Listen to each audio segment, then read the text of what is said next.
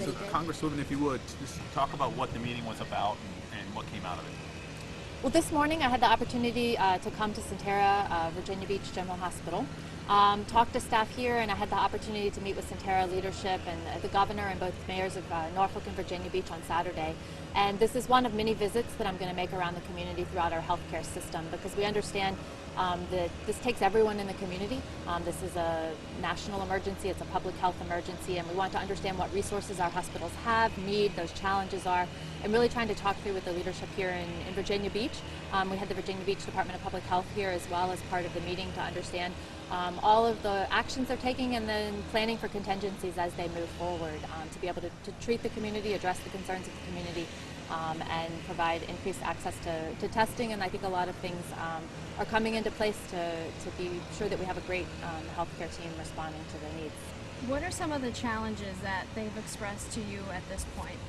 Well, I think that the biggest challenge we have is that we are really in a public health emergency and we need to stop the spread.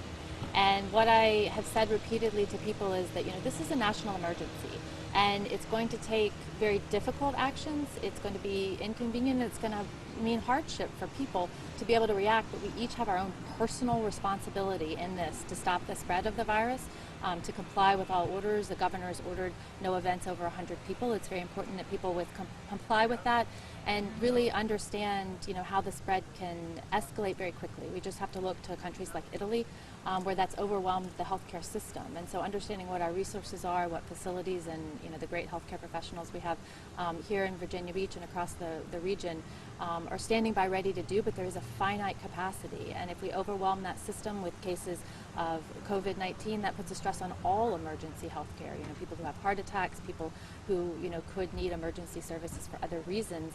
Once the system reaches a stressing point, and that's our real concern, is making sure that we stop the spread and that people who are diagnosed with COVID or require care for this or any other illness, have access to that care because we've managed the number of people who are infected in the community, and social distancing. As you can see, we're standing quite far apart, which might look a little awkward, but it's just very important that people understand that that's important. We know that the peninsula has shut things down. What do things look like here on the south side? Are we expecting the same sort of? Well, there have been closures here as well. We obviously know that the schools are out for a minimum of 14 days, and that could continue longer based off of the circumstances that we see.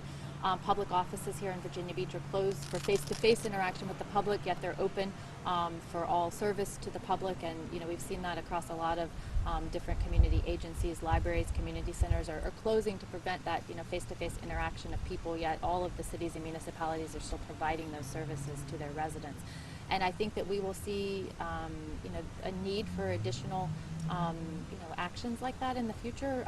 And right now, it's being left at the state level and the local level, where areas that have had, higher instances. There are governors who have put into place, restrictions on different types of businesses. And I am sure that, here in Virginia, like everywhere else, the governor is looking very closely if that's necessary. And I believe we expect the administration to make some more announcements at about 10:30 today. So we could, just on a continuing basis, as this evolves and as the numbers go up, we really should be ready to expect everything and anything. And it is truly, we know, an inconvenience to people. We know it's a hardship.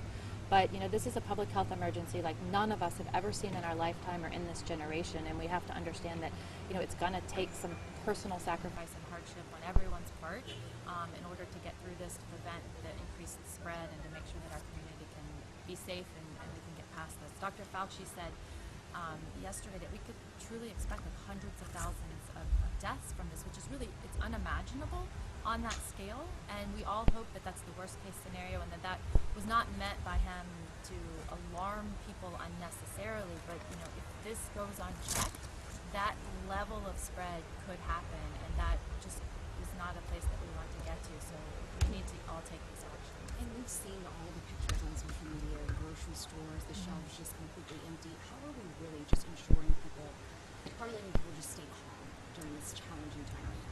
Yes, and I know that individuals, it's very hard when there's uncertainty, and we're asking them to change their daily routines. I went around to 3 different grocery stores in the commissary this weekend and talked to the managers there, the people who work there, to people shopping, and heard a whole range of people, and some people very concerned, others taking it a little bit more calmly. But the advice is stock up on necessities.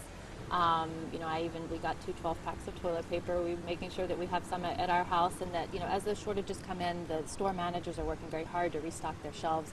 You may see some more limited hours at some of the supermarkets just so that they can restock during the evening. And if you were able to hear the president's remarks yesterday, he got together via a phone call with the leadership of all the major supermarkets and big box stores and suppliers like General Mills and those people who provide, Procter & Gamble, provide a lot of these products that we all use on a regular basis, to make sure they understand the importance of keeping the supply chain open, keeping the grocery stores open, and everyone is committed to being able to provide those essential services across the country. And we know that people are working very hard to make sure that those bare necessities are out there.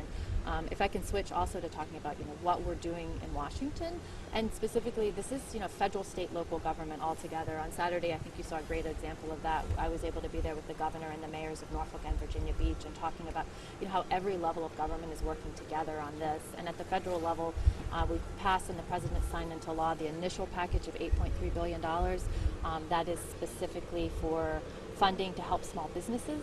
We know that this is very challenging for small businesses, and also for funding for the development of a vaccine towards the coronavirus. And so that's the first package. Early Sunday morning at 1 o'clock roughly, we voted on the next piece of legislation that you'll hear about. The Senate is going to be considering that this evening. The president and vice president have strongly encouraged all of the senators to vote and support this so the president can sign it into law. And what that would do is provide 14 days of paid sick leave for the majority of American workers.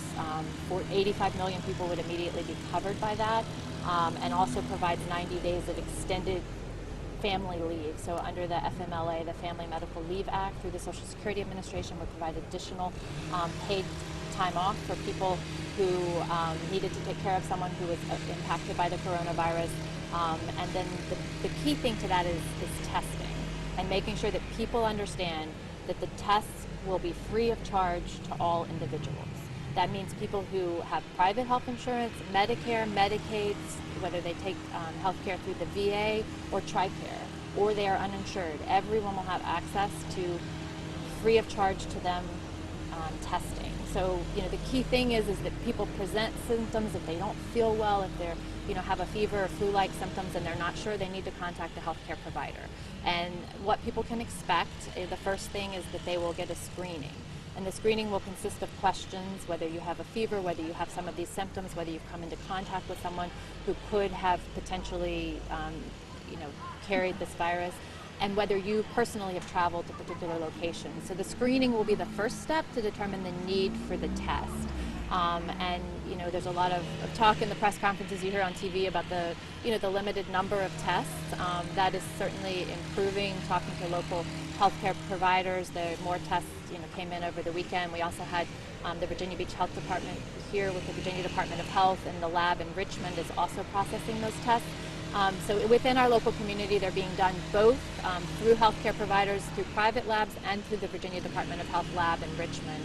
And just making sure that people get a test or present themselves for screening to know if they need a test is very important, because the continued spread can go undetected when people don't realize they have the virus. It shows no symptoms and they can spread it to someone else.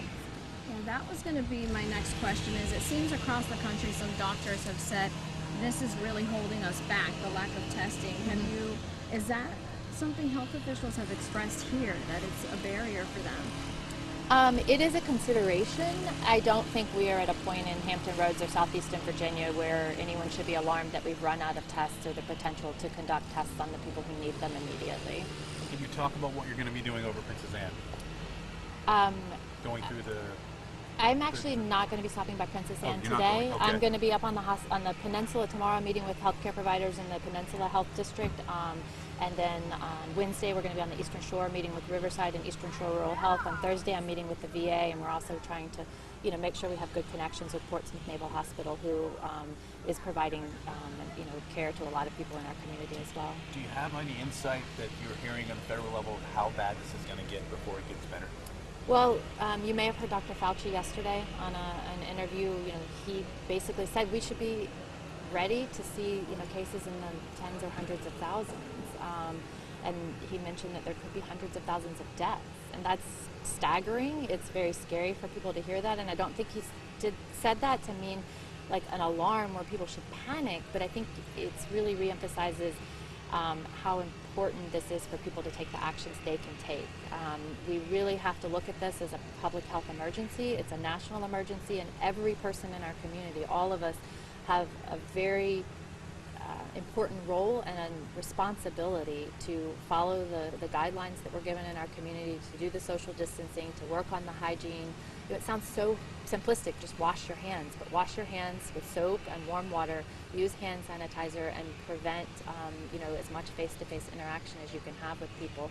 And it will require you to alter your daily routines. It is inconvenient for people trying to go to work, that their children are out of school, but we are doing this to keep the community and the country safe because it is a national emergency.